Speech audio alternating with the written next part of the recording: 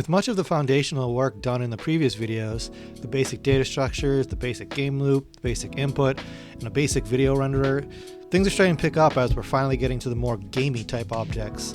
Today we're going to make a sprite class, sprites being the name of a 2D object in games. They're generally animated, movable, and we're going to do the start of a simple UI system, and it's one that I call Everything is a Panel. And that's primarily because in this system, everything is a panel. First, I'm going to write a PixelBuffer class and a Sprite class. The PixelBuffer is exactly what it sounds like. It's a big chunk of memory that's allocated to store pixel colors, but it also stores the width and height of the buffer too, which, as implied, means the buffer is a rectangular area. Despite that it's a one-dimensional array, a big long string of bytes, since we have its dimensions, we're able to represent positions in the buffer in 2 dimensions with the classic formula index equals x plus y times pitch or width. In addition to storing the buffer and indexing into it to set pixel colors, the PixelBuffer also is able to blit its pixel data onto another pixel buffer. When I say blit, that's short for bit block transfer. It's a method of quickly copying rectangular pixel data from one buffer to another. This is the main way of getting a pixel buffer and thus a sprite onto the video back buffer to be displayed on screen. When the pixel buffer is complete, I can create the sprite class. The sprite class essentially leaves the heavy lifting of the how to draw to the pixel buffer, while holding information about what and where to draw. For today, the sprite class will simply hold on to a screen position to draw its pixel buffer, and of course, the pixel buffer itself. Having this pair of classes unlocks the ability to have arbitrary images, or the sprites, drawn throughout the screen, which is an extremely core component to game development.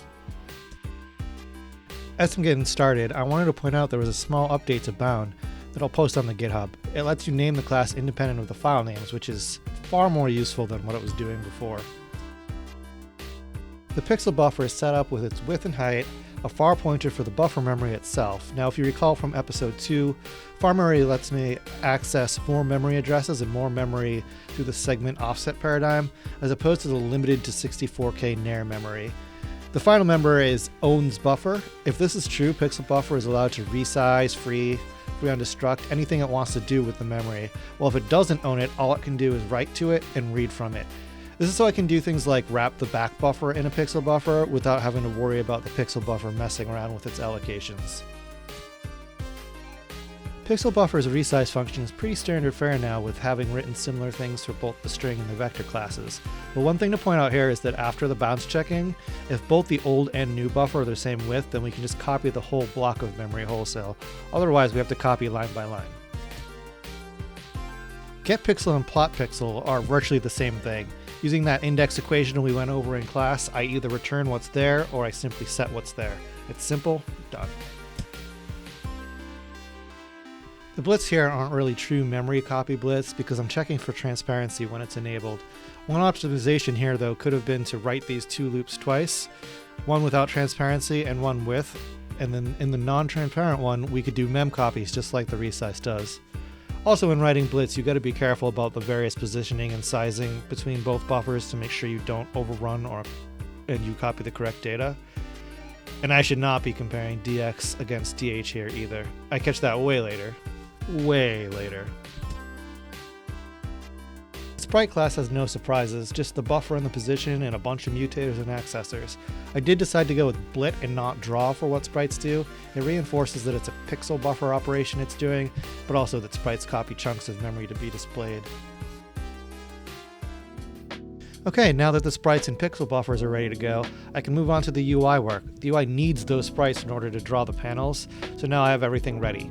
The only other missing piece that a UI really needs is a text renderer. Fortunately, with Mode 13H, well, machines with this error, you can pull an 8x8 pixel font directly from the BIOS and use that to draw text on screen. So that'll be the target for today. Abstract a small text renderer class and write a BIOS text implementation of doing it. This will give me the text I need on top of the sprite to have a small but complete UI.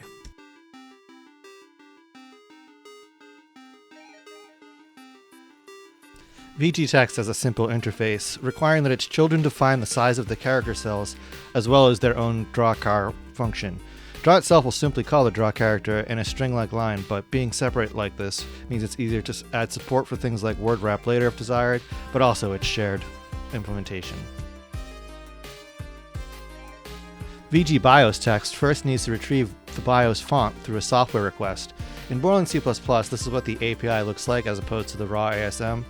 AX represents the video level function we want to call. The high of it, AH, of 11H means the character generator, while the 30H specifically requests font information. The high of the BX, BH, of 03H is the ID of the specific font that I want. In this case, it's the 8x8 BIOS font. This font is guaranteed to be available regardless of the video mode. Finally, we trigger the software interrupt with int_r10h call. int_r is for interrupts with registers, passing the registers I just filled out along, and then resetting the struct with any return values. In this case, the registers come back containing the segment and offset for the far pointer to the font data, and now we have the font. Drawing characters is pretty straightforward with the BIOS font. Since each glyph is represented in a row of 8 bytes, you just have to advance the font data pointer by the character times 8. For each row, extract each column of the glyph shape packed into a byte that we mask bit by bit for. Oh, I did forget one thing. Where sprites come from. Clearly we're not going to handwrite bytes of arrays of pixel colors into code. No, so we're going to get them from somewhere. The solution fitting of the time is PCX files. It's an older file format not really used anymore, but it includes an array of index colored, followed by a palette for those indices. This is fitting for mode 13H. We're limited to 256 colors, but we can change what those colors are, like from loading them from a PCX palette.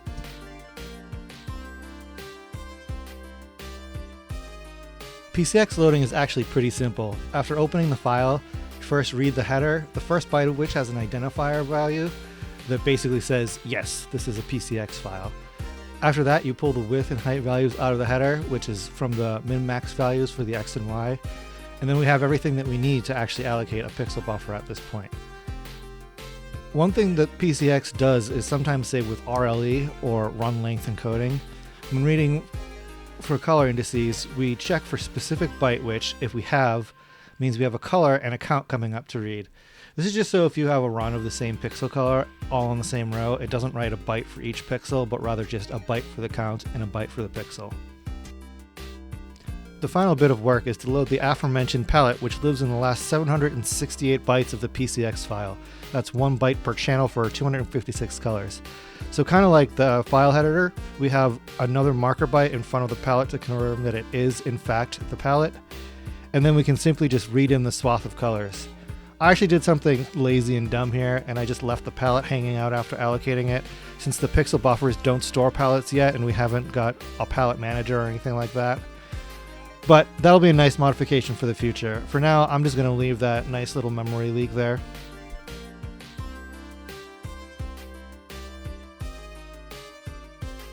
With PixelBuffers, sprites, texts, and now PCX loading complete, we're in the final stretch, creating the actual UI components, which is primarily just a panel and a UI manager. But we do need to make a Rect class first, though, as it's going to help manage the geometry of the panels quite a bit, since panels are, rectangular. I wanted to mention how I do this kind of often. I like to overload my setters and my getters, but I also like to return a reference to the this pointer on the setters. I like chaining syntax. I haven't really considered if this is bad or not for any reason in DOS, but, I'm just doing stuff. The main course is here. We're going to dive into everything as a panel. To give a brief overview of how this works in concept, it's real simple. I'll explain the expectations of what panels do. A panel can have a fill color, a sprite, a label, and children. You can have all of these things, or it can have some of them, but can only have one of each. Well, besides kids. It can make a family, I don't care. What this leads into is having a panel with a sprite for a frame, maybe a 9 slice in the future, or a panel with a label, text floating, and a parent.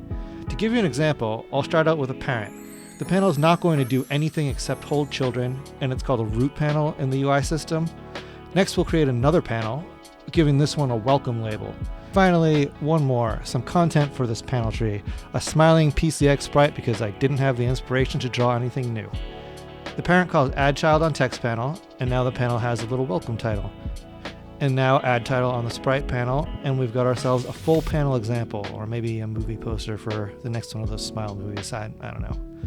It's like this in an attempt to make something versatile for DOS, but also lightweight and easy to understand, easy to maintain, and easy to implement. Modern UIs usually use some sort of inspired by HTML5 system or complex trees of widgets.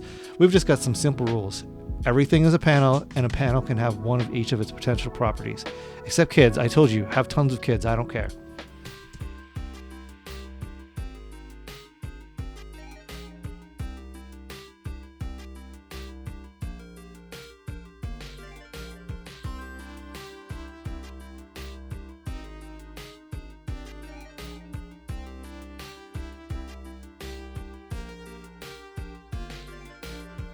The settled-unsettled paradigm that panels have is the way that panels reconcile their position in the event their parent moves. This may be used in the future for other things, like resizing widgets if they're set to size to content or something like that, but right now we don't have that. We're dead simple. Oh look, I did the chaining functions thing on the settled rect. I realized while writing the draw function for the panels that PixelBuffer was missing a rather useful helper function, Rect. It allows me to pass a rect and a color to a PixelBuffer and fill that rectangle with the color on the buffer. This actually kind of works more like a blit than our actual blit does. I don't have to check for transparent pixels, so all I need to do is make sure I have the dimensions correct and memcopy away.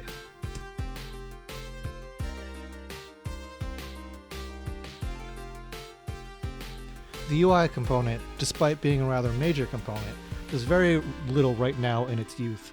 It's primarily just a container for panels, telling them when to draw, telling them when to tick, but the main functionality it has right now is triggering the regeneration of the panel lists. The UI grabs all panels that are root panels, and then navigates through all their children, adding them to a vector in the order in which they're supposed to draw. Since writing this, I did realize a flaw with this paradigm that will be corrected soon, but if two panels overlap and they both have children, the children may actually interweave between each other because there's no concept of these ones are owned by this parent. The simple solution is panels to have secondary children, while the panels stack manages only the root panels and how just the root panels overlap. Now that the UI and panel and sprite and PixelBuffer and Rect and text, and I think that's everything, are all ready to go, the one last missing piece is an actual sprite. Since I'm dedicating myself to being limited to what generally was around then, I did what any normal, sane person would do and began work on my own pixel art editor in the engine I've been making. It's called Pixel 13H. It's in baby form now, but it is enough to draw and color a rectangle at least. Pixel 13H actually revealed just how close my ridiculous amount of data structures is putting me to the 640K memory limit in 16-bit DOS, so spoiler, but I think a transition to Wacom may be coming sooner than later. So we've made it to the final piece for today, and that's wiring all of this up in our game state. Create a set of panels like from the example, establish parent-child relationships, and then make sure it all regenerates and it's all able to draw, and draws where we expect it to be.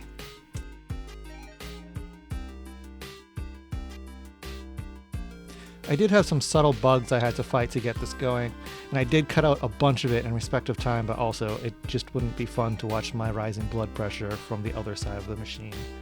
Vector had a bit of a time bomb in it though. The size is using the wrong increment, potentially blowing the array on a pushback, but the grow was using the wrong capacity when growing, and this definitely was overrunning buffers. These are subtle, kind of difficult as heck to find stuff you really gotta put your guard up for. It's not 2026 C++. Oh, and this one was dumb as rocks. I deserve it for this. Setting the game state, which expects the engine to be initialized so it can access its goodies, but then initialize the engine. Probably should have a not initialized guard in the game engine. So this last bit is some back and forth of the final stretch of the debugging and making sure that this can run properly. Because I'm not perfect, but I wanted to show this because some of the solutions might come up for other situations. See, I told you I'd get to that. This final one was one that gets me a lot. There's no warning or error, but I just forgot to initialize the variable in the for loop. Doing things like that really does screw up DOS because there's no memory protections, so you're just writing and using bad memory. So there we have it. It was a little ugly in the end there. I mean, the actual panel, but yeah, the debug session was too, but it was correct. So now the engine has basic support for almost every bit. I suppose soon it'll be time to tell you what the actual game we're making is, but I'm going to let that simmer for a little bit longer.